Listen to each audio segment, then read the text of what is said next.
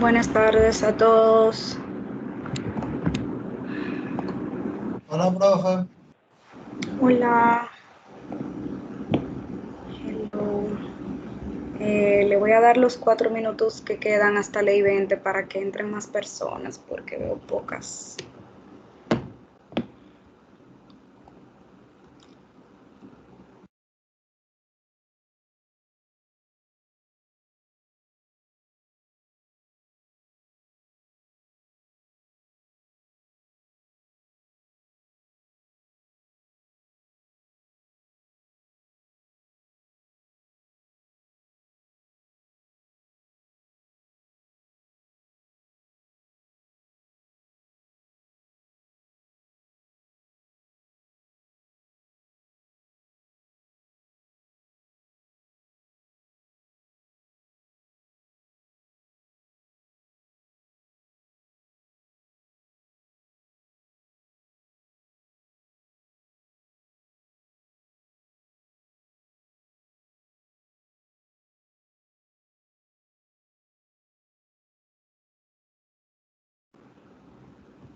Bueno, en lo que entran los demás, un detallito. Cuando salimos de la clase, o sea, yo sé que hay personas que obviamente no atienden a toda la clase y hacen varias cosas al mismo tiempo, en lo que está la clase y en lo que, no sé, están trabajando o haciendo otra cosa. Pero traten por favor de atender más o menos cuando se vaya a terminar, porque hay personas que se quedan conectadas porque no atendieron cuando terminó la clase y la grabación sigue hasta que esa persona salga. Entonces está siendo muy pesado las grabaciones de la clase para subirle a la plataforma. Por ejemplo, el martes la clase terminó en creo que menos de una hora. Sin embargo, la grabación tiene como hora y media o más, porque todo el tiempo fue alguien que se quedó conectado, que no se dio cuenta de que la clase había terminado. Y bueno, yo no me voy a poner a editarlo, ni a cortarla, ni nada. Entonces yo la subí así. Así que ustedes van a ver que a la mitad de la grabación se acaba la clase y luego de ahí ya no pasa nada. Pero porfis, para que duren menos subiendo a la página, para que haya menos problemas para las personas que sí usan las grabaciones, que traten de como que chequear más o menos a la hora de uno más o menos termina la clase. A veces 7 y algo, a veces 7:45. Si la clase es corta, 7 y algo. Nada, déjeme ir poniéndole la pantalla y voy a quitar la cámara.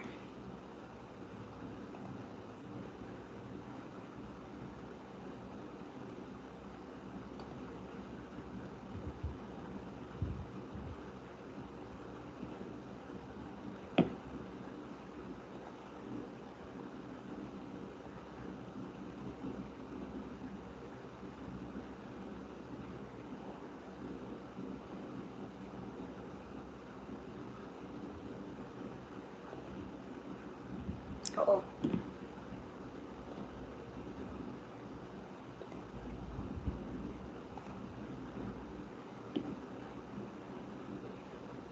ok.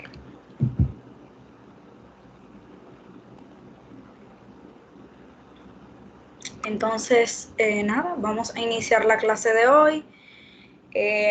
Como siempre, me pueden ir interrumpiendo y vamos a ver la otra cara de la política económica y al final de la presentación la idea es que hablemos un poco del segundo control de lectura. Entonces voy a retomar un poco lo que había dicho de la política fiscal, porque es importante que la tengamos presente para ir contrastándola con la política monetaria. Y ya luego entonces pasaremos a las definiciones e implicancias de la política monetaria, sus componentes y sus tipos. Asimismo, como vimos, para la fiscal tratar de estructurar la monetaria. Y al final, obviamente, una pequeña aplicación de la política monetaria en República Dominicana y más o menos unos cuantos datos relevantes al respecto. Entonces, retomando, ¿verdad? Un poquito. Dame un momentito.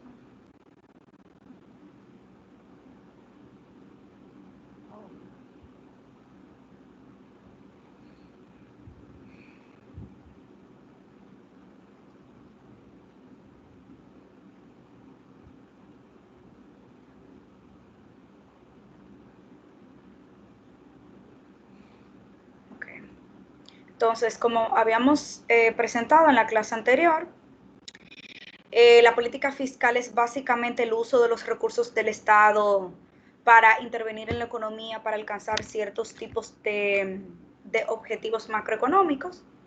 Este tiene un efecto bastante inmediato en la economía, por lo que es súper importante a la hora de estabilizar los ciclos o de servir de política contracíclica, que es lo que significa ir en contra del ciclo para poder estabilizarlo. O sea, si hay crisis y todo está cayendo, la política fiscal debe ser contracíclica y aumentar todo lo que está cayendo, dígase gasto, consumo, yes. Profe, no me interrumpa. Una pregunta. Cuando hay crisis, como por ejemplo, vamos a ponerle usted tipo en España, la peste negra o una crisis ya fuerte, eh, el gobierno está permitido saltarse todo parámetro habido y por haber con tal de resolverlo, que la economía no caiga. Bueno, técnicamente sí. Cuando es con la crisis que tú presentaste, que es una crisis sanitaria que redunda en una crisis económica, como está ahora mismo con la No, puse pandemia de eso la como COVID. ejemplo, puse eso como ejemplo Sí, porque sí. Lo que pasa es que es súper particular ese tipo de crisis, porque eh, es una crisis donde todo está bajando, pero al mismo tiempo hay inflación. O sea, se supone que cuando hay crisis y todo está cayendo, no se supone que los precios se vuelvan locos.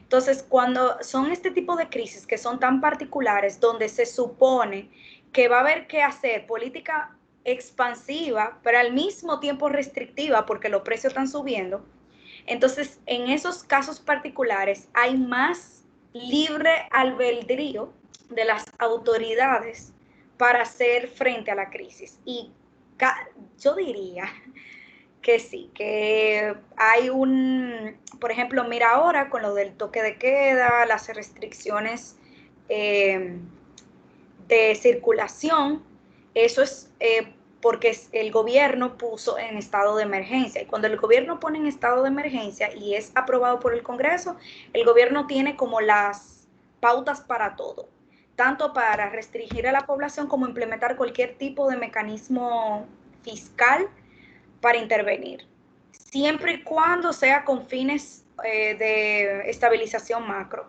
que no siempre funcionen, bueno, eso es cierto, puede que no funcionen, puede que tratando de resolver un problema, el gobierno acentúe otro, pero de que tienen las herramientas y la potestad, eso, bueno, sí, está claro.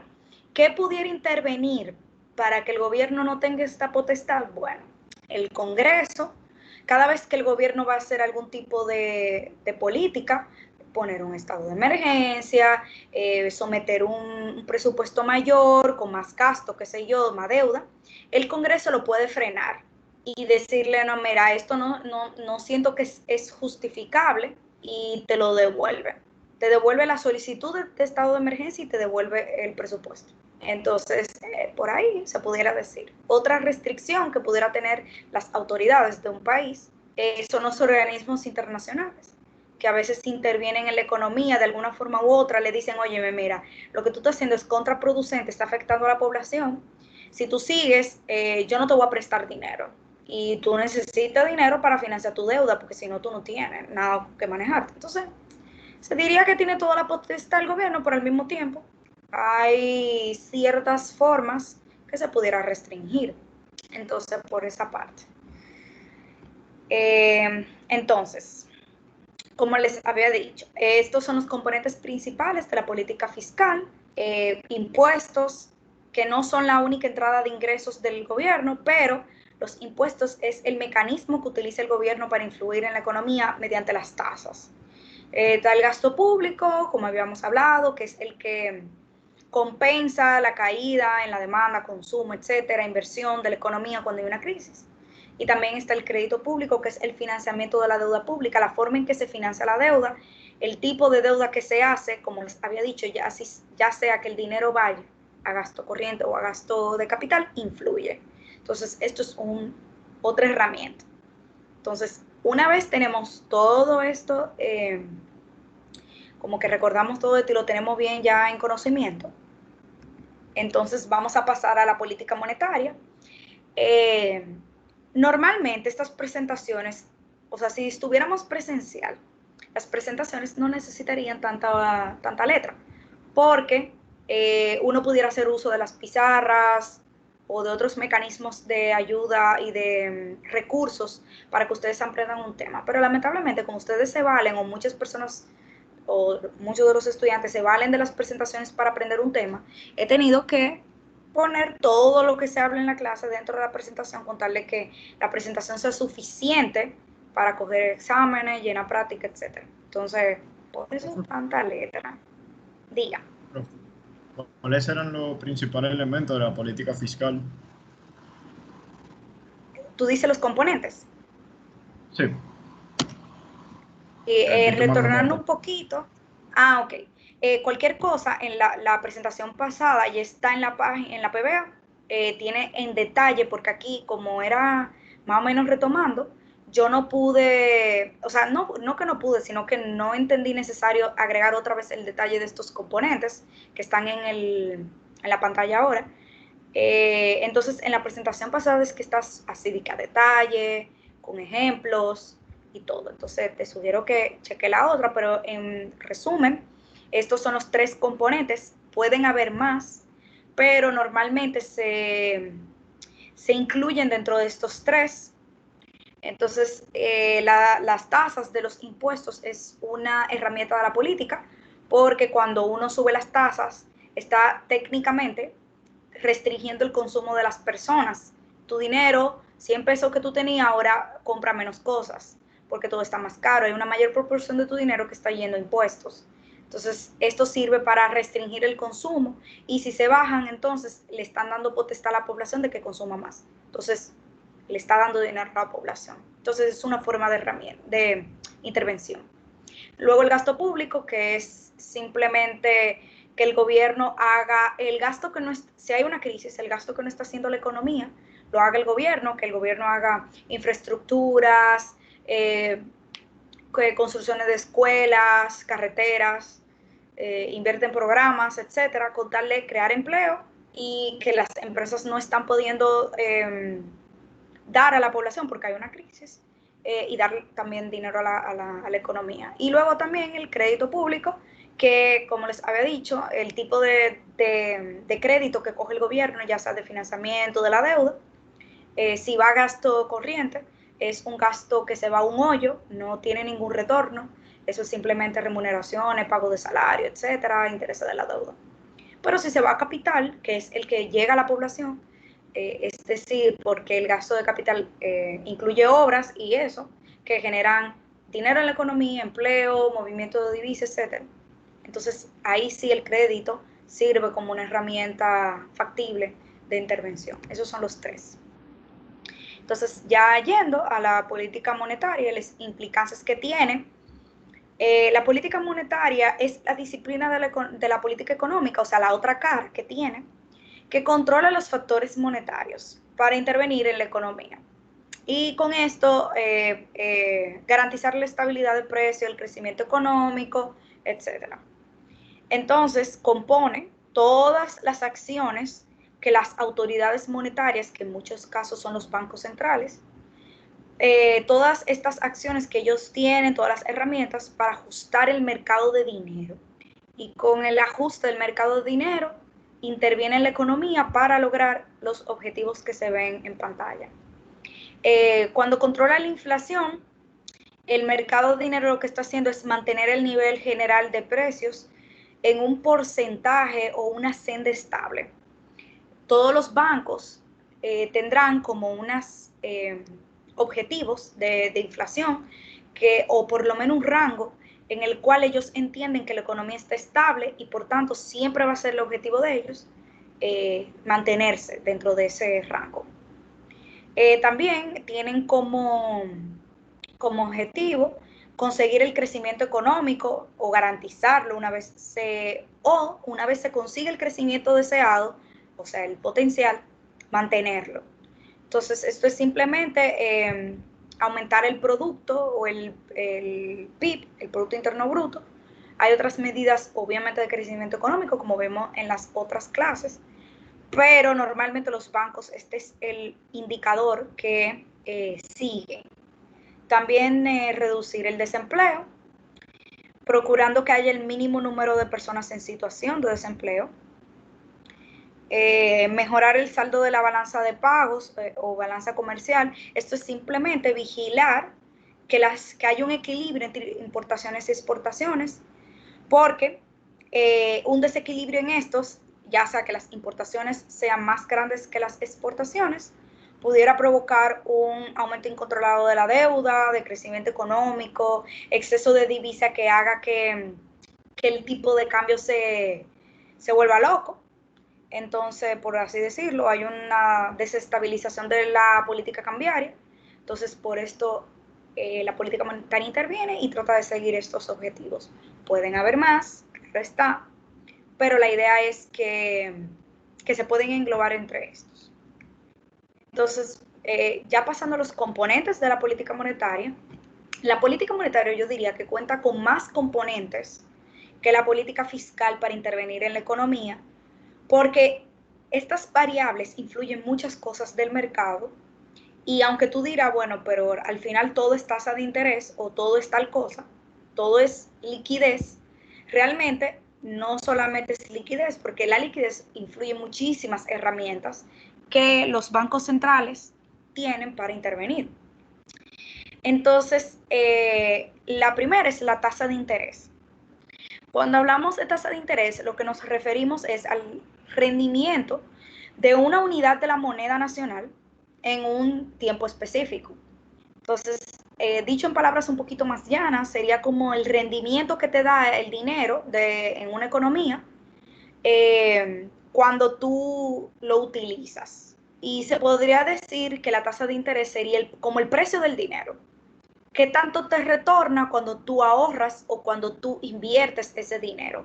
Ese retorno es una tasa de interés y como quien dice, es el precio que tu dinero te deja, o sea, lo que te devuelve, por así decirlo. Entonces, para influenciar esta tasa de interés general de la economía, es decir, la tasa que utilizan todos los bancos, entidades financieras, organismos financieros, asociaciones, etcétera, cooperativas, etcétera, el banco utiliza un indicador como global, que es la tasa de política monetaria, la TPM. No todos los países se le llaman así, pero normalmente se llama así. Entonces, con esta tasa es una referencia que pone el Banco Central y dice, bueno, esta tasa se ubica en 5%. Y los bancos lo que hacen es utilizarla de referencia para hacer la suya, para implementar su propia tasa de interés, que normalmente se encuentra muy cercana a esta tasa. Y con esto los bancos entonces determinan qué tasa va a ser la de ahorro, la de inversión, la de crédito, la de la hipoteca que tú vas a coger, la de no sé, el vehículo que tú vas a comprar, etcétera. Entonces, esa tasa de política monetaria es una herramienta clave para que el Banco Central intervenga en la economía. Y se entiende que cuando la tasa es, baja, cuando a menor tasa de interés o tasa de política monetaria, hay un mayor consumo. Porque cuando baja la tasa de interés, los bancos tienen más incentivo a prestar, prestan a menores tasas. Entonces la gente quiere consumir más. Por ejemplo, con esto de la crisis, con la bajada de tasa de interés que hay para aplicar la política monetaria, mucha gente que sí tenía los recursos, porque esta tasa baja porque se supone que la economía no tiene los recursos y tiene que crearlos para que los consumidores, los agentes económicos muevan la economía consumiendo. Entonces, quien tiene los recursos cuando hace esta bajada de tasas, lo que hace es cambiar el vehículo, comprar casa, meterse en cualquier tipo de préstamo, consolidar deudas. ¿Por qué? Porque las tasas están bajitas. Entonces, a ti no te conviene dejar tu dinero en un fondo de inversión ni en ahorro porque la tasa es muy bajita, no te va a retornar nada. Pero sí, tú pagas poco por ella. Ajá. Yo tengo una duda con respecto a la gráfica que estamos viendo ahora mismo, ya que ahí dice que Ajá. mayor tasa de interés, mayor ahorro. Entonces, si por ejemplo yo tengo un préstamo y mis intereses son altos, se supone que mientras me interese, más yo tengo que pagar. Si más yo tengo que pagar, eso viene siendo menos dinero neto en mi bolsillo porque tengo que Sí. pagar más. Entonces no comprendo del todo cuando dice mayor tasa de mayor tasa de interés, mayor ahorro. Sí, voy ahora a esa parte. Entonces, cuando dice eso, no es porque lo que está en tus deudas va a restringir tu dinero, sino porque cuando tú vas a tomar la opción de invertir o de ahorrar, cuando la tasa de interés es alta, se hace más atractivo ahorro en vez de gasto en deuda, en vez de conseguir una casa, en vez de conseguir un apartamento o un vehículo, porque los préstamos están caros. Pero así mismo como están caros los préstamos, te están dando más por meter tu dinero en un fondo de inversión, en una cuenta de ahorro normal, en un bono, en un certificado, porque las tasas de interés están altas. Entonces, no es ver, dado que ya tú tienes algo, cómo cambiaría tu dinero, no, sino cuando la decisión, cuando un agente económico va a decidir entre consumir y ahorrar o invertir y consumir, normalmente la tasa le influye esa decisión. Si la tasa está baja, te conviene consumir, o sea, adquirir deuda, meterte en casa, meterte en préstamo hipotecario, fue que quise decir, meterte en un vehículo, porque las tasas están bajitas. Y no te conviene ahorrar porque por tu dinero te están dando poco. Tampoco te conviene invertir porque por tu dinero te están dando un poco retorno. Entonces, cuando la tasa está mayor, tu decisión de ahorrar y consumir se inclina hacia el ahorro, porque el consumo te sale muy caro. Los préstamos, como tú dijiste, está muy alta la tasa, entonces no te conviene, tú te vas a ahorrar. Para esos tiempos, entonces, tú tratas de disminuir deuda, o sea, disminuir lo que tú tienes en préstamos y ahorrar más o invertir más. Por ejemplo, mover ese dinero tal vez de una cuenta de ahorro a un fondo de inversión, a un bono, a un certificado, porque te están dando mucho. Entonces, ¿qué pasa con eso? Que la gente, cuando ahorra, le está dando dinero al banco y se está quedando sin nada. Entonces, se está recogiendo dinero de la economía. Pero si la tasa está bajita y tú consumes más, tú coges dinero, tú coges casa, tú consumes vehículos, etcétera, y tú mueves la economía con eso. Entonces, por eso se utiliza la tasa como una forma de intervenir indirectamente en la economía por el banco. Entonces, ahí no sé si respondí o si tienes todavía dudas. Entonces, No. cuando la tasa está alta, se debe evitar el consumo. Técnicamente sí, cuando las tasas están altas, o sea, por ejemplo, ahora mismo, si por ejemplo la tasa está en 3 y el Banco Central dice, vamos a subir la tasa a 4 o 5, tú dices, mierda, mis préstamos se están escareciendo. Ahora que todavía no ha subido o ya que va a subir, o se visualiza que va a subir, porque el banco también tiende a darte una idea de más o menos cómo se van a mover estos indicadores antes de que pase. Cuando tú ves ese tipo de noticias, mira que van a subir la tasa, ¿qué tú tienes que hacer? Tratar de disminuir deuda. Comienza a pagar esa deuda huyendo y guarda tu dinero para que cuando suban la tasa tú lo metas a fondo de inversión, un certificado o en una cuenta de ahorro que por menos que te dé te va a dar algo más que tenerlo debajo del colchón. Entonces, esos son los periodos de tu disminuir deuda, de tu consumir menos, consumo a nivel de préstamos, de adquirir deudas, porque lo estamos viendo del lado de la política monetaria. Y aumentar tu ahorro o tu inversión. Cuando la tasa está bajita, que el banco te dice, mira, la tasa está en 5, pero la economía necesita liquidez, estamos en crisis, que te voy a bajar la tasa a 3. Tú dices, Mielkina, déjame esperar que esa tasa baje, porque todos los préstamos se van a poner baratos. Ahí es que tú te metes en todos los líos del mundo. Tú compras casa, siempre y cuando tú te asegures de que más o menos esa tasa se va a mantener por un buen tiempo. Por ejemplo, con la pandemia, la bajada de tasas se ha mantenido por muchísimo tiempo. Entonces, ahora es que todo el que tiene recursos debió haber comprado casa, metiéndose en préstamos, ¿verdad? Hipotecarios, comprando vehículos, etcétera. Entonces, ya cuando suban tu dinero, entonces tú lo pones a invertir. Pero mientras tanto, ahora mismo no te está retornando nada de esa inversión. Entonces, mejor consumir. Entonces, más o menos así es que en tu cabeza o en la cabeza del economista Así es más o menos la dinámica de la economía o de las decisiones del consumidor con la tasa de interés.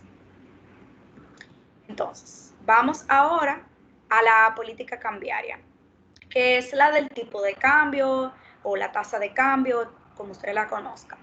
Entonces, aquí es simplemente comprende el conjunto de acciones llevadas a cabo por las autoridades monetarias, o sea, los bancos centrales en la mayoría de los casos, para tratar de influir, pero influir sobre el valor de la moneda nacional únicamente.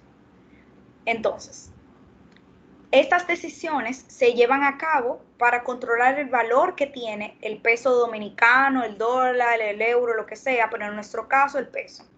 Siempre en relación con el resto entonces de las divisas, o sea, con todas las demás monedas. Y su objetivo principal de esta intervención es dotar de estabilidad el valor de la moneda.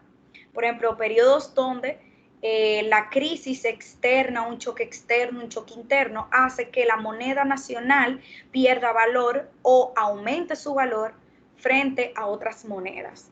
Tú dirás, bueno, pero que aumente su valor, o sea, que nuestra moneda se vuelva más fuerte y aumente su valor respecto a la demás, debe ser algo bueno.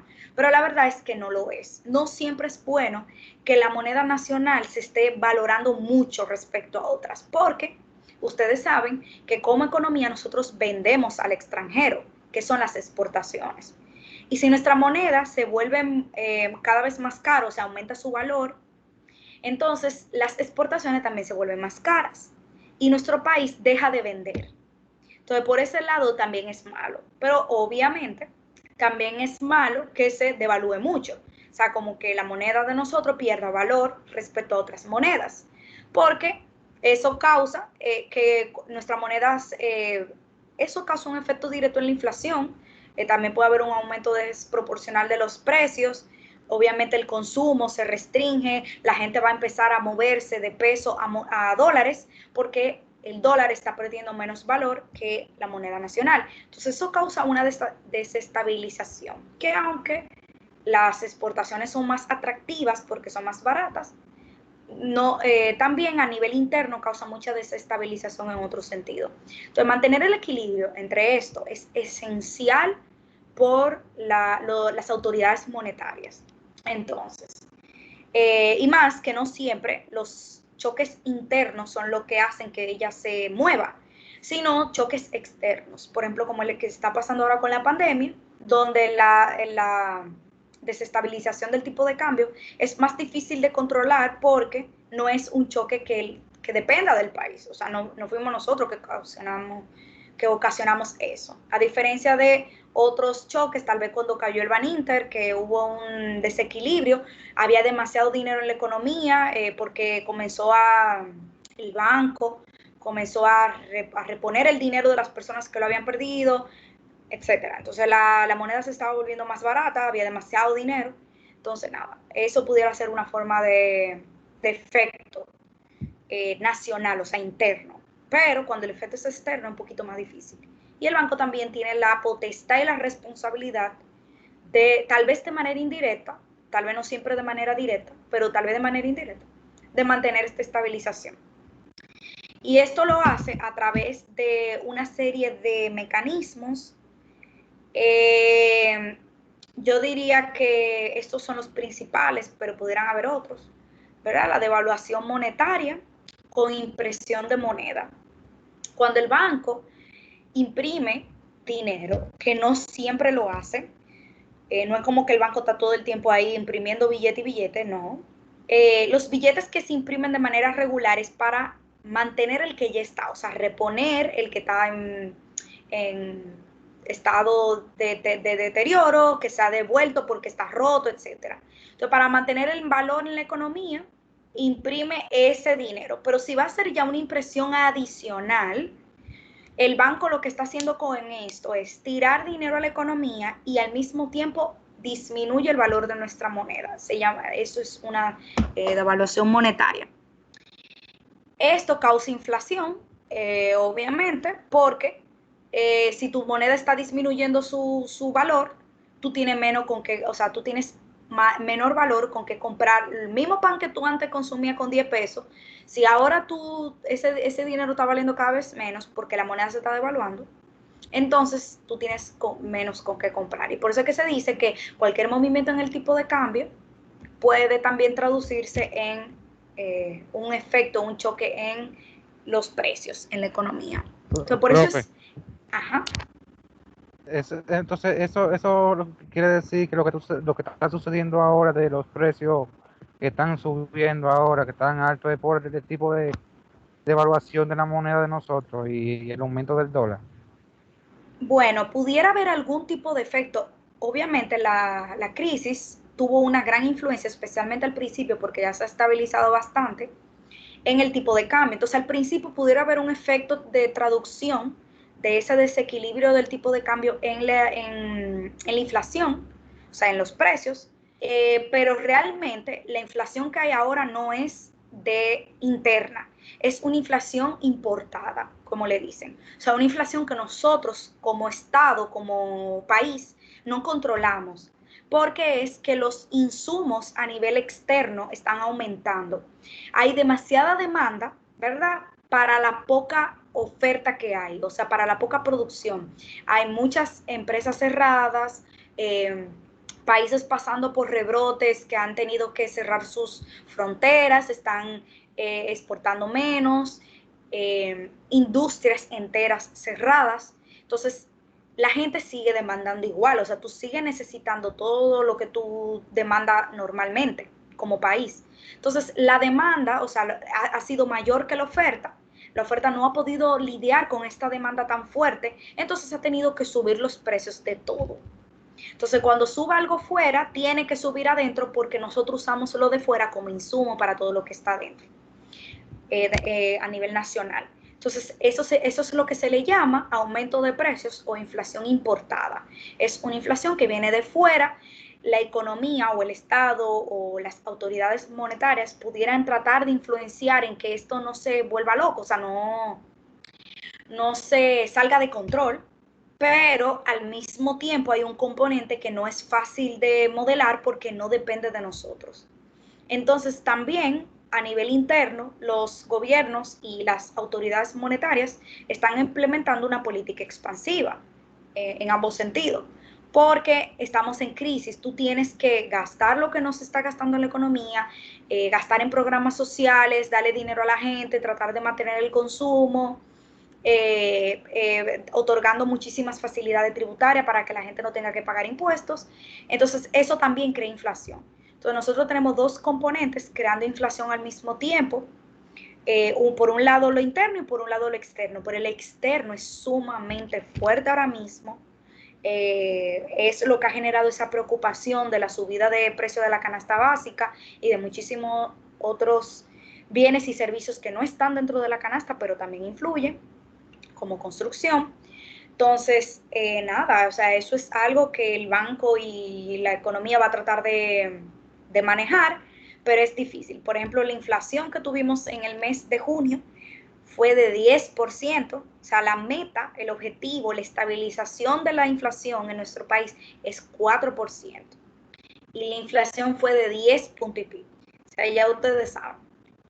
Pero aunque esa inflación esté bastante alta, el Banco Central ha dado muchísimos comunicados de que está manejando la situación y que eso es un efecto que se va a bajar, a suavizar en la segunda parte del año, o sea que ya se supone, según el banco, que a partir de julio eso va a bajar y va a haber un mayor control de esa inflación. Que eso se traduzca en un control de la canasta, vamos a ver, porque como le dije, lo de la canasta es algo ya externo. Entonces, el banco, cuando maneja el valor de la moneda, lo que hace es que lo hace a través de unas reservas internacionales. Y yo entiendo que ustedes han escuchado este término anteriormente. La reserva internacional es como un baúl que tiene el banco para cada tipo de moneda. Ellos tienen reserva en dólares, reserva en euros, en lo que sea, que mantienen trancado ahí sin moverlo, con tal de que cuando haya algún tipo de choque, ellos puedan ese dinero cogerlo de esa reserva y tirarlo a la economía para mantener la estabilización. o recogerlo de la economía para desacelerar cierto choque. Entonces, cuando dicen que hay una... Ajá. ¿Hay algún límite del fondo internacional? O sea, el banco tiene un límite de, vamos a decir, euros que puede guardar. Límite no, pero la misma economía te lo requiere porque no se puede estar manteniendo de manera ilimitada porque afecta a la economía, tampoco se puede soltar de manera ilimitada porque afecta a la economía. Entonces siempre como que la economía te dice más o menos el equilibrio y el banco trata de mantener ese equilibrio. Para el caso de los dólares, normalmente se dice que tú tienes un buen manejo de reserva internacional, o sea, tú tienes un buen fondo para hacer frente a los choques de cambiarios cuando tú tienes al menos 6 meses de exportaciones en moneda de dólares. O sea, esa medida es un poco técnica, pero los bancos utilizan eso. Por ejemplo, el mismo valor que tienen las exportaciones durante 6 meses, yo tengo que mantener esa misma cantidad en dólares. Por ejemplo, como cuando te dicen, si a ti te botan del trabajo, ¿cuántos meses tú deberías tener en clavo, como un clavito ahí?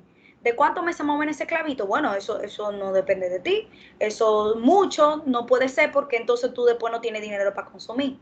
Tampoco puede ser poco porque después no tienes dinero para tú enfrentar algún tipo de despido que te hagan en el trabajo.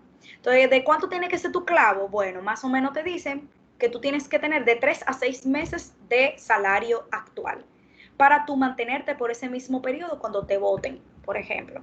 Entonces, eso sería lo mismo de la Reserva Internacional. Es un clavo que tiene el banco, que cuando hay un choque, es decir, lo despidieron. Cuando te despiden a ti, el banco es que tiene un choque de cambiario. Entonces, él va a tener ese dinero para dar a la economía para mantener el tipo de cambio o quitárselo de la economía y meterlo en su reserva cuando no lo necesite. Entonces, más o menos así que se mantiene. Y son 6 meses de exportación. Entonces, o de importaciones. Sí, creo que de importaciones, perdón. Entonces, nada, ese sería más o menos un nivel que utiliza de referencia el banco. Entonces, todos estos tipos de componentes se le llama mercado abierto, pero yo entiendo que estas son las verdaderas herramientas de operaciones de mercado abierto. Pero nada, le puse otras para no ir en contra de la metodología. Entonces, en general, cuando se habla de mercado abierto, operaciones de mercado abierto, es cuando la autoridad monetaria, o sea, los bancos centrales, van al mercado financiero a comprar o vender activos. Un momentito. Okay. El mercado va a comprar o vender activos financieros, es decir, qué sé yo, título, certificado, deuda, bono, letra, de todo. O sea, notas, todos son diferentes tipos de activos financieros que implican dar dinero y algún tipo de retorno. Entonces, esto lo hace para influenciar la cantidad de dinero en manos del público. Esta foto que tienen acá es como se ve la página del Banco Central nuestro, donde publican todas las subastas de todos los tipos de activos financieros. La página sigue hasta abajo, obviamente, esto es solamente una foto del principio, pero abajo ya van a encontrar bonos, certificado, deuda, título, notas, etcétera. Y ahí le va a poner cuánto le están dando por usted adquirir uno de estos activos o cuánto le dan cuando usted lo quiere vender al banco. Entonces, todo lo que se llama mercado abierto. ¿Cómo esto influye en la cantidad de dinero? Bueno, se entiende que si el Banco Central compra títulos, lo que hace es que te está dando dinero a ti, que te compró el título, por un papel que tú le vas a dar al banco que dice título de activo financiero. Entonces, con esto yo te doy dinero por papel. Entonces, te estoy dando dinero y así aumento la cantidad de dinero que hay en la economía. Tú con eso vas y consume, invierte, hace lo que tú quieras. De lo contrario, si yo te vendo activo financiero o título, qué sé yo, entonces yo te voy a entregar a ti un papel por tu dinero. Yo cojo tu dinero porque te estoy vendiendo el activo y te estoy entregando un papel que dice que tú eres dueño de ese activo. Entonces, con eso estoy recogiendo dinero de los agentes económicos. Entonces, más o menos así es que el banco influye en la economía. Y no solamente el banco, el Ministerio de Hacienda en este caso también subasta certificados, o sea, tiene un mercado de certificado financiero a diferente vencimiento. También tienen bonos y los bancos comerciales también. Entonces, técnicamente todos en conjunto utilizan esta herramienta para intervenir en el mercado. Claro, todos siempre bajo la política del Banco Central. Entonces, luego está la política de crédito. Esto es simplemente, ven acá, pero, ok, ya. Simplemente, cuando el Banco Central concede recursos a los bancos comerciales para que estos sean prestados a un grupo determinado de la población, qué sé yo, una población que tiene algún tipo de, o no una población, puede ser un sector incluso, que tiene algún tipo de crisis, un choque ocasionó que esa parte o ese sector en específico tenga algún tipo de debilidad, entonces el banco otorga recursos para que los bancos comerciales le presten a estas personas o a este sector o a esta parte de la población. Esto también incluye los recursos que son entregados directamente por el banco, que no pasan por un banco central, para hacer frente a crisis económicas. Por ejemplo, si ven la foto, esto es una foto directa de las noticias del Banco Central, que creo que de marzo del 2021, mayo del 2021, perdón. Entonces, esto es todo el crédito que ha dado el banco a través, ya sea de bancos comerciales o a través directamente del Banco Central, para canalizarlo a sectores que han necesitado estos recursos. Entonces, lo que han hecho es prestarle a tasas más preferenciales, por ejemplo, o tasas mínimas, contarle que la idea es que cojan ese dinero y mantengan el consumo, la empleomanía, el salario de las personas que han casi tenido que despedir por la crisis. Como pueden ver en la gráfica, en los últimos 12 meses ya se habían canalizado 91,000 millones de pesos en crédito, y de estos 81,000, o sea, eso es como un 90%, ha ido al sector de comercio y MIPYMES, que fue el más afectado por la pandemia. Entonces, esto fue una política directa de intervención ante la pandemia para lograr estabilizar como los recursos que estaban perdiendo esa parte del sector. Obviamente, otros sectores han recibido esos mismos recursos, pero la idea era que estuvieran canalizados en primer lugar a este sector. Luego viene el famoso encaje legal o coeficiente de caja. Miren, todos los bancos, al final de su día o de su mes o de su cierre, deben tener un porcentaje de depósitos, o sea, de todo el dinero en depósito que ellos recibieron en ese día, en ese mes, o de que tienen hasta la fecha, un porcentaje de esto deben guardarlo y no pueden tocarlo porque lo deben mantener en efectivo para evitar riesgo en caso de que ese banco quiebre, de que haya una crisis, de que alguien diga, un grupo grande de personas digan, yo quiero mi dinero y tú me lo tienes que dar. Entonces el Banco Central le hace como una obligación a los bancos comerciales que se llama encaje legal. Entonces este porcentaje es lo que el banco le retiene a los bancos comerciales para que no puedan utilizarlo ni prestarlo más para adelante, porque ustedes saben que los bancos en realidad, todo el dinero que tú le llevas, ellos no se quedan con ellos, ellos lo prestan de una vez más para adelante, ya en cualquier tipo de activo financiero. Entonces, este es el único que debe quedarse líquido y no pueden prestarlo. Entonces, ¿qué hace el Banco Central para influenciar la economía a través del encaje legal? Bueno, yo lo que hago es que, como Banco Central, yo reduzco el porcentaje que los bancos deben tener guardado para que tengan más con qué prestar. Entonces, eso aumenta la cantidad de dinero en circulación, ya que los bancos están concediendo más préstamos. Entonces, por ejemplo, por eso es que durante la pandemia, seguro a ustedes, o más de a uno, le quemaron el celular ofreciéndole todo tipo de préstamos, porque el banco como estrategia disminuyó bastante el encaje legal, entonces había demasiado dinero, los bancos empezaron a dar esos préstamos a quien sea, hasta que no pudiera pagar. Entonces, por eso, en tiempos de crisis y que se hace este tipo de política monetaria, es súper común que los bancos ahí es que salen más a llamar, mira, yo te ofrezco préstamo, yo te estoy ofreciendo, hago más ferias de préstamo hipotecario, de préstamo de vehículo, etcétera. Entonces, ¿qué pasa entonces si es lo contrario? Si el coeficiente aumenta, o sea, si el porcentaje de depósitos o de dinero de depósitos que yo tengo que tener como banco comercial en el Banco Central aumenta, entonces el banco se reserva más dinero. Ya, es decir, los bancos comerciales tienen que destinar una mayor cantidad de sus recursos a dejarlo en un fondo, entonces tienen menos dinero con qué prestar.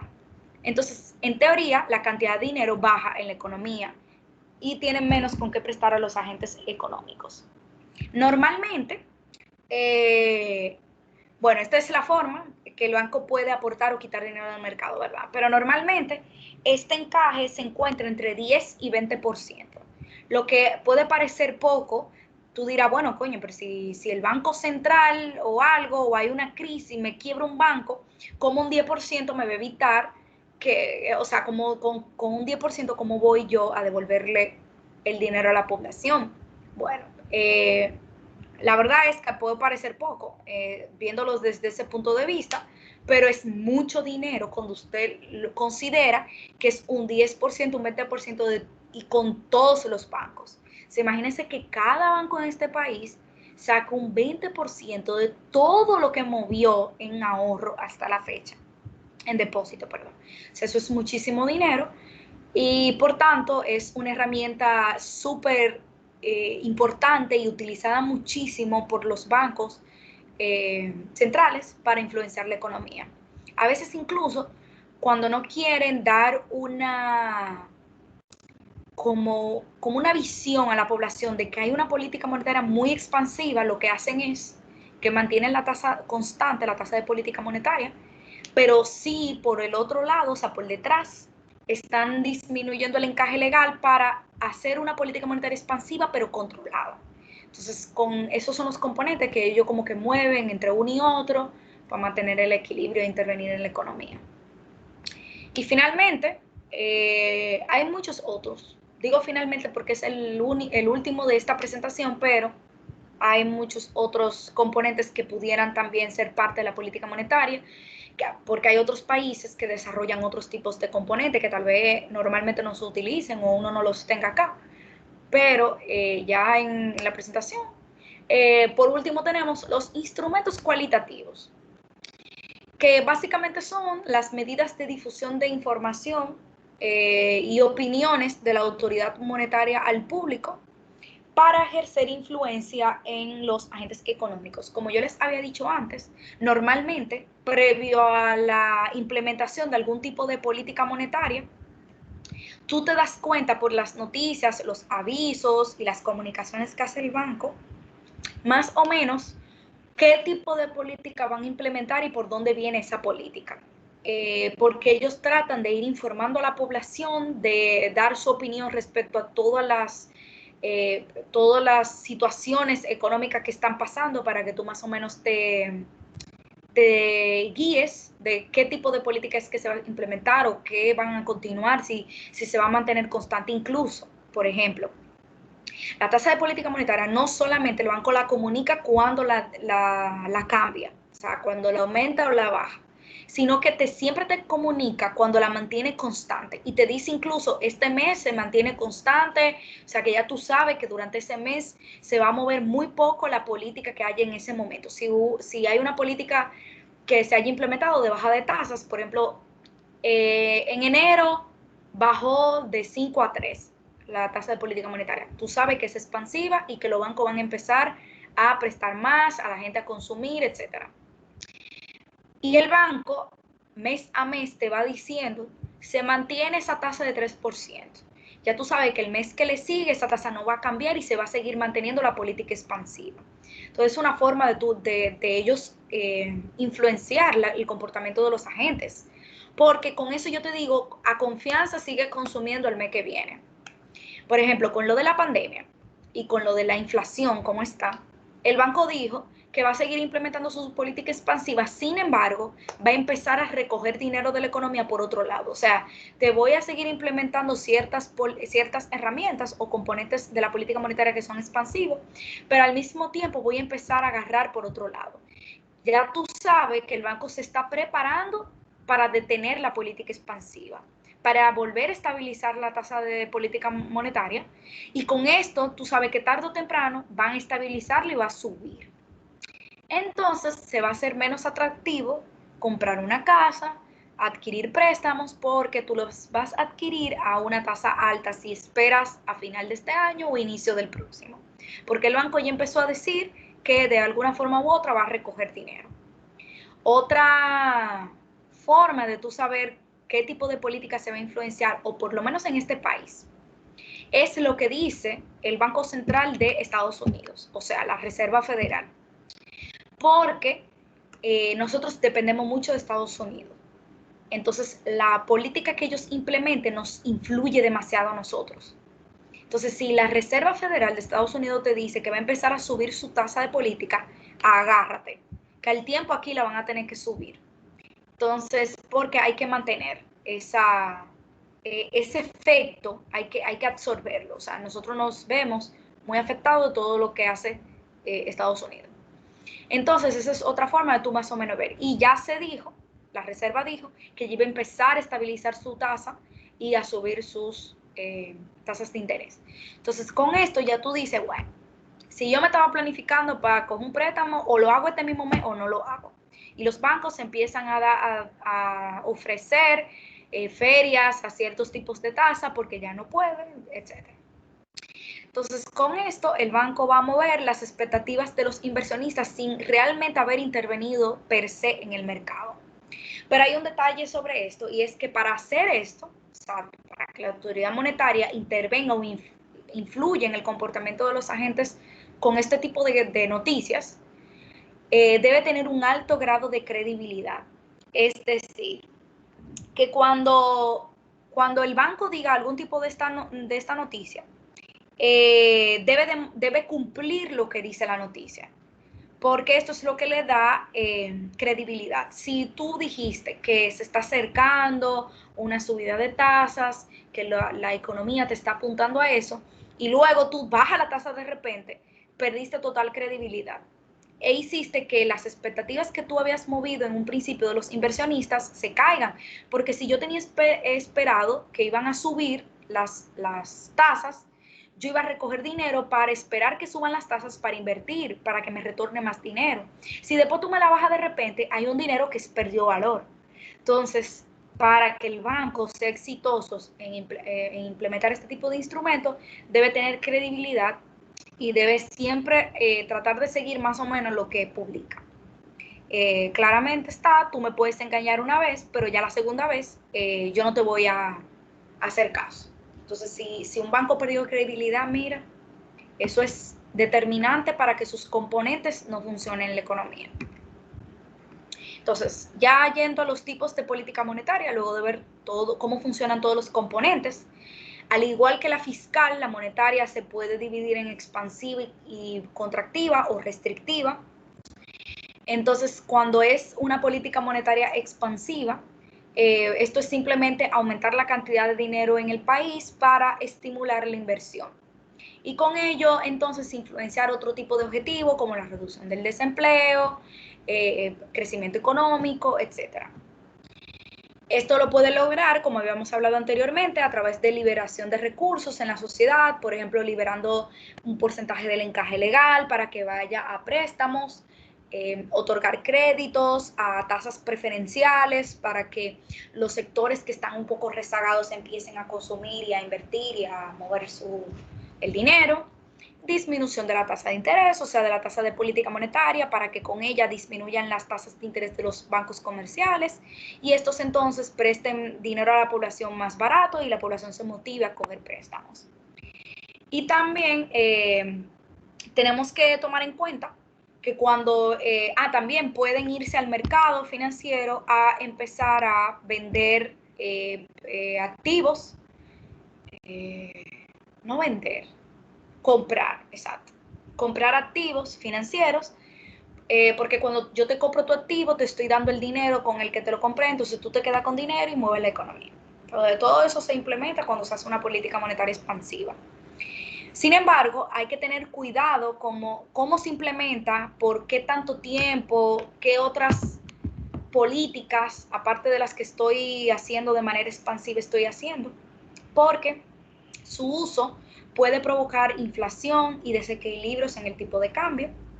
Como les dije, los precios internos se pueden traducir en un movimiento del cambiario, entonces hay que tener mucho cuidado como Banco Central cuando se implementa este tipo de políticas, porque debe siempre estar pendiente de qué tanta inflación hay y cómo controlarla. Y en el tema de la restrictiva o contractiva, es simplemente reducir entonces la cantidad del dinero en el país, o sea, lo contrario, con el fin de reducir inflación, pero puede ser con otros fines. Y esto se da cuando la economía está creciendo muy rápido, como les dije, la economía está sobrecalentada, hay un consumo excesivo, la economía está creciendo por encima de su potencial y está provocando mucha inflación. Entonces, la autoridad monetaria interviene con una política monetaria restrictiva o contractiva. ¿Cómo logra esto? Bueno, todo lo contrario al anterior. Yo disminuyo, aumento mi tasa de interés, o sea, la tasa de política monetaria, para que los bancos utilicen esta de referencia y empiecen a subir las suyas. Entonces, los préstamos se hacen más caros. Entonces, las personas, en vez de incentivar el consumo, de coger préstamos, se mueven a ahorrar y recogen dinero de la economía o consumen menos. También creando tasas atractivas en emisión de bonos y certificados para vender, perdón. Entonces, esto es que cuando yo voy al público, ¿verdad? Al mercado financiero, le pongo tasas atractivas a los bonos y a los certificados, o sea, tasas altas de rendimiento, para que tú tengas el incentivo a comprar ese bono. Cuando tú compras un bono, tú me das el dinero y yo te doy un papel que dice que tú compraste ese bono. Entonces, con eso estoy reduciendo la cantidad de dinero en posesión de la población. También hay que tomar en cuenta, al igual que el anterior, que este tipo de política tiene sus consecuencias. Y es que corres el riesgo de ralentizar mucho el crecimiento. O sea, tal vez tú querías atajar un poquito qué tanto estaba creciendo la economía y la política que tú implementes disminuye el crecimiento de repente por debajo de su potencial. Entonces, el tipo de política, qué tanto tú le implementas, con qué intensidad y por qué tiempo influye en esto. Y hay que tener mucho cuidado. También, como habíamos hablado en el principio de la clase, o sea, de la materia en sí, habíamos dicho que hay una relación entre inflación y desempleo. Entonces, cuando disminuye la inflación, tiende a aumentar el desempleo. Entonces, si apliqué esta política para reducir la inflación, pero la reduzco demasiado, debo tener en cuenta de que esto también me va a afectar el desempleo, la tasa de desempleo, que puede aumentar. Y otra cosa también es que esta política tiende... Ajá. ¿Qué quiere decir con eso? Que a mayor desempleo, mayor inflación. A mayor desempleo, menor inflación. Okay. O sea, sí, exacto. Sí, porque es una relación contraria. Uno se mueve en contra del otro. Si tengo mucha inflación, quiere decir que las empresas están recibiendo, o sea, están recibiendo más retorno por lo que vende. Todo está más caro, se está moviendo muy caro, o sea, se está moviendo mucho en los precios. Entonces, ellos tienden a tener incentivo a emplear más personas para poder suplir esta gran producción, o sea, todo este dinero que se está creando, porque, por ejemplo, el pan. Si hay mucha inflación del pan, el pan todos los días va a estar más caro que la vez anterior. Va a haber un incentivo a que más empresas o las empresas que ya están hagan más panes, o más empresas que antes estaban haciendo otra cosa que no le estaba generando tanto, se pasen a vender pan.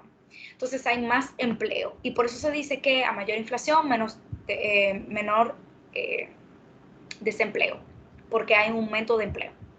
Pero también es lo contrario. Si se reduce la inflación, o sea que ya no hay un retorno tan grande, claro, esta relación yo se las estoy poniendo en términos simples y llanos. Pero si nosotros nos vamos al modelo de la curva de Phillips, que es el que el modelo que explica esta relación es un poquito más complicado, por no decir mucho. Entonces, pero en términos llanos sería eso. Si se reduce mucho la inflación, hay menos retorno por lo que estoy vendiendo, hay menos incentivo a producir más, tengo menos producción, menos empleo, entonces aumenta el desempleo. Entonces, por eso es que la política restrictiva o contractiva y la expansiva tienen consecuencias contrarias y es súper importante mantener un equilibrio entre ambas. Entonces, una vez vamos todo este panorama monetario, vamos entonces a ver el caso de República Dominicana. En nuestro país, la política monetaria está a cargo del Banco Central, mediante la Ley Monetaria y Financiera. Sin embargo, como les había dicho antes, hay ciertos instrumentos que también se manejan a través del Ministerio de Hacienda y que también se manejan a través de bancos comerciales. Entonces, aunque la política monetaria está dirigida, es responsabilidad e inicialmente la da el Banco Central, hay otros organismos que influyen en ella. Entonces, el Banco Central ahora mismo, otro dato importante, se me había olvidado. Hay dos consideraciones importantes que se me había olvidado mencionarle respecto a las políticas monetarias, o sea, los instrumentos. Y es que los bancos centrales no pueden o normalmente no tienen varios objetivos de política monetaria, sino que se concentran en uno o dos específicos. Y entonces, concentrándome en esos objetivos específicos, es que yo influyo en los demás. Por ejemplo, esos objetivos, como los vimos al principio, pueden ser crecimiento económico, estabilidad de precios, desempleo, o sea, mantener el desempleo bajo, la estabilidad cambiaria o de la balanza comercial también. Entonces, creo que todos los bancos, de verdad que no recuerdo ahora mismo un banco que tenga, aparte del de Estados Unidos, dos objetivos. El de Estados Unidos tiene tanto crecimiento como estabilidad del desempleo, o sea, de la tasa de empleo. Mientras que en nuestro país, o la mayoría, como en la mayoría de los países, tienen un solo objetivo y es la estabilidad de precios.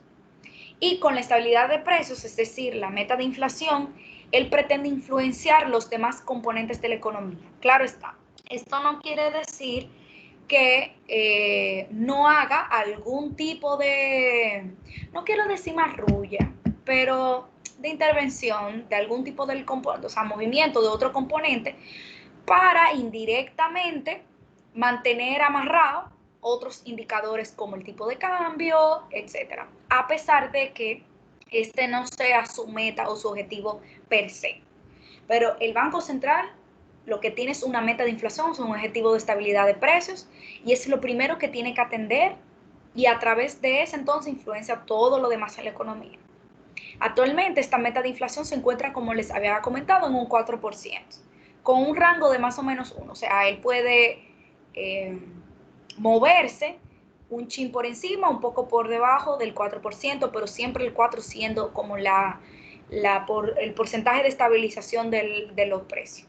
Y actualmente, obviamente, por la crisis, todo lo que le había comentado de la inflación importada, está mucho más alto, pero se espera que igual al final del año, con el promedio de todos los meses, esta quede más o menos cerca del límite superior, que es 5, o sea, más 1, de la meta de inflación. O sea que al final del año no se espera que en conjunto todos los meses hayan hecho una inflación tan grande.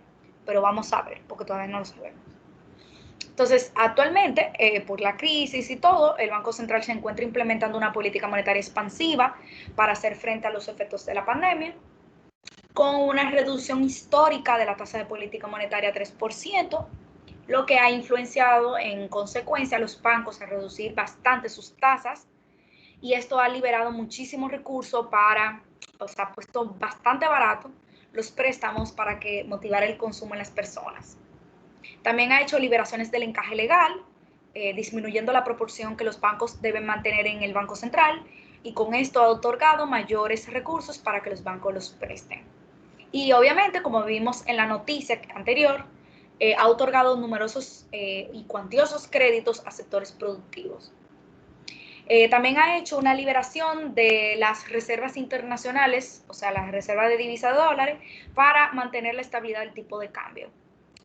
Nuestro banco tiene una reserva millonaria, como de 8 meses de importación, o sea que tiene todos los recursos para mantener la estabilización del tipo de cambio. Y lo que ha aumentado el tipo de cambio ha sido porque tiene que aumentar, o sea, la economía demanda que el tipo de cambio esté en ese punto, porque al final eso es un efecto externo, en este caso de la crisis. Entonces, por más que el banco mantenga más o menos la estabilidad, eso es un efecto que viene de fuera y que tampoco puede fijar un tipo de cambio, porque ese no es el objetivo de la política monetaria en nuestro país.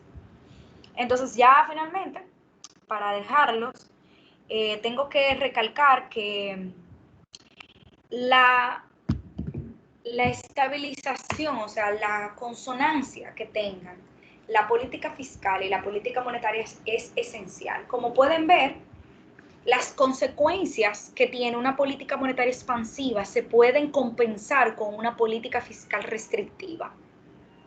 O se pueden compensar con otros componentes, o sea, ambos pudieran llevar una política monetaria expansiva, pero tienen componentes, ambas políticas, que pudieran también servir de restricción o de agarrar la economía para que la inflación no suba tanto, etc. Por tanto, la política monetaria que lleve el banco y la política fiscal que lleve el gobierno deben siempre estar en línea, siempre.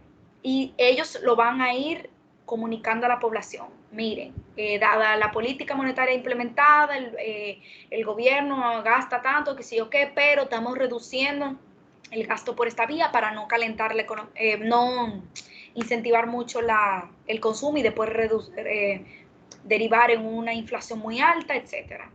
Entonces, por eso es que siempre tienen que ir en línea, ambos deben tener la credibilidad suficiente para mover sus componentes en la economía y efectivamente crear un cambio con estos.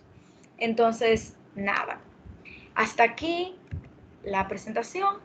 Si tienen alguna otra pregunta me la pueden decir y si no, lo dejamos acá. Entonces paso a hablar sobre el control de lectura. ¿Tienen alguna pregunta? Ok, entonces, pasando al control de lectura. Déjenme quitar la pantalla y les voy a presentar la otra. Ya es tiempo, como terminamos todo lo de la política, la macro y eso.